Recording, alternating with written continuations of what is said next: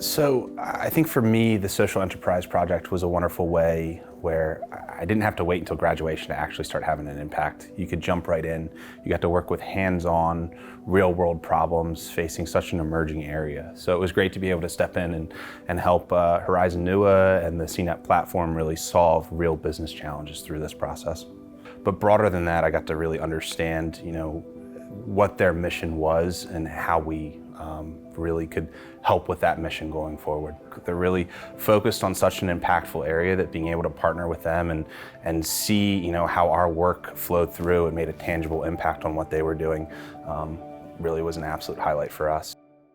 They put a lot of thought and effort and energy into setting up this process and making it so that you solve specific problems, but you also got a broader understanding. That was worth its weight in gold for me, and it's such a foundational area that it will have that broad impact no matter where I'm working going forward.